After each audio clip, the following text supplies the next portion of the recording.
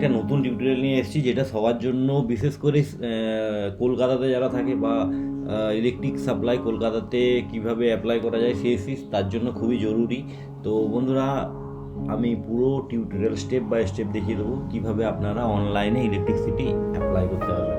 তো সবার প্রথমে আপনারা আমার চ্যানেল সাবস্ক্রাইব করতেও পারেন, নাও করতে পারেন, তাও ইচ্ছা হলে করে নেবেন, কারণ আমি এই ধরনের নতুন নতুন ভিডিও নিয়ে আসি। তো সবার ফার্স্টে চলে গেলাম আপনার এই ওয়েবসাইটটাতে, যেটা সিএসসির নিজস্ব ওয়েবসাইট, যেখান থেকে আপনি নতুন কানেকশন, বিল পেমেন্ট, হ্যাঁ আপনার কত বিল এসেছে, সব কিছু লোড বাড়ানো, সমস্ত কিছু এখান থেকে করতে পারবেন। তো সবার প্রথমে আপনারা দেখে নিন কি ইউআরএল আছে, ইউআরএলটা আপনাদেরকে টাইপ করতে হবে। টাইপ করার পরে এই ওয়েবসাইটটা আসবে আপনাদের কাছে।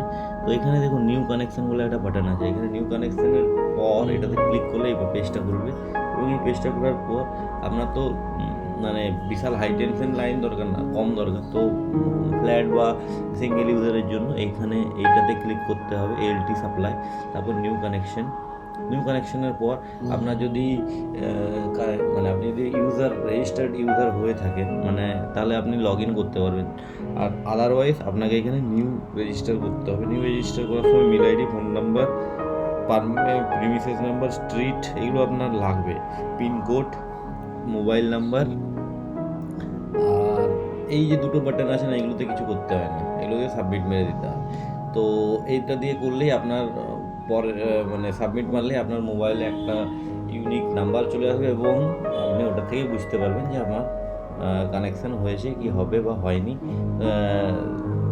সেটা আপডেট দিতে থাকবে।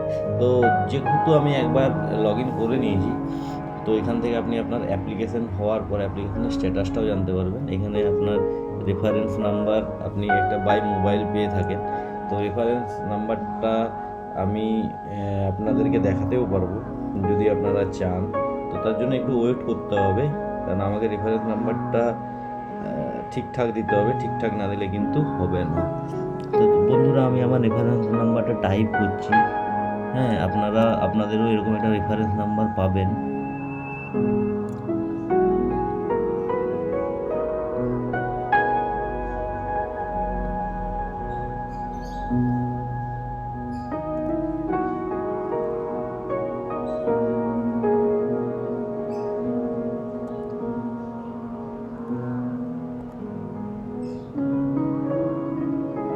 এটার পরে আপনাকে সার্চ করতে হবে।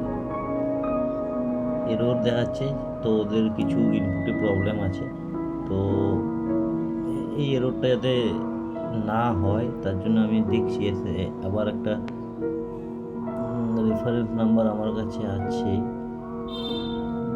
আমি আরেকবার দেখে নিই। আমি প্রথমবার হয়তো নাম্বারটা একটু ভুল করেছিলাম, তাই জন্য কিনা আমি আবার দেখে নিই। তারপরে আছে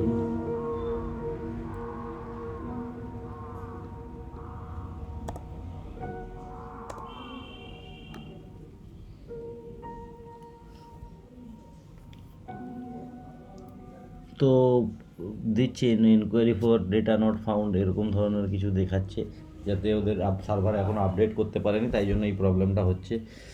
তো বন্ধুরা, আমি এটা ক্লোজ করছি। ক্লোজ করার পর আপনাদের মেন যেখানে সমস্ত জিনিস আছে লগ ইন করে দেখিয়ে দিচ্ছি। সবার আগে আপনার যেটা লাগবে, আপনার কিছু ডকুমেন্টসের পর সাথে একটা জিনিস লাগবে, সেটা হচ্ছে নিউ অ্যাপ্লিকেশান। নিউ অ্যাপ্লিকেশানে কী করতে পারবেন, নিউ অ্যাপ্লিকেশান থেকে আপনাদেরকে দেখিয়ে দেবো রিকোয়েস্ট ফর, যদি সাপ্লাই থাকে মানে আপনার ওই বিল্ডিংয়ে বা ফ্ল্যাটে, তাহলে এক্সিস্টিং সাপ্লাই এক্সিস্ট আছে, আর যদি না থাকে তাহলে নো। এখানে যেটা ইম্পর্টেন্ট জিনিস, আশেপাশের কারো একজন মিটার নাম্বার লাগবে। এই মিটার নাম্বারটা খুবই দরকার। আপনারা বিলের প্রথমের দিকে না, ওখানে বিলের পেছনের দিকে এই নাম্বারটা থাকে, এক্সিস্টিং কাস্টমার নাম্বার। এটার পর তারপর আপনাকে ডিস্ট্রিক্টগুলো অটোমেটিক সিলেক্ট হয়ে যাবে। আপনি ডিটেলস দেবেন, নিয়ারেস্ট ল্যান্ডমার্ক দেবেন, এগুলো সব ফিল আপ করতে হবে আপনাকে। আমি এগুলো ফিল আপ এই জন্য করি না কি, আমার এগুলো ফিল আপ করতে গিয়ে কিছু দেখাবার কিছু নেই। ডেট অফ বার্থ থেকে আরম্ভ করে সমস্ত কিছু ভরে দেবেন। এখানে ল্যান্ডর নাম যেহেতু আপনার নামেই হবে, তো আপনার নাম, আপনার আধার কার্ডের আইডেন্টিফিকেশান নাম্বার, আর আধার কার্ডটা কী দিচ্ছেন না ভোটার কার্ড দিচ্ছেন, এগুলো দিয়ে করতে হয়। তারপর কন্টিনিউ মারলেই আপনার একটা ডকেট জেনারেট হয়ে যাবে। তারপরে আপনার মোবাইলে ভেরিফিকেশনের জন্য আসবে, তারপর আপনার কানেকশন হয়ে যাবে। তো বন্ধুরা, আমি আশা করছি পুরো ব্যাপারটা স্লোভাবে আস্তে আস্তেভাবে আপনাদের বোঝাতে পেরেছি। আজকের জন্য বন্ধুরা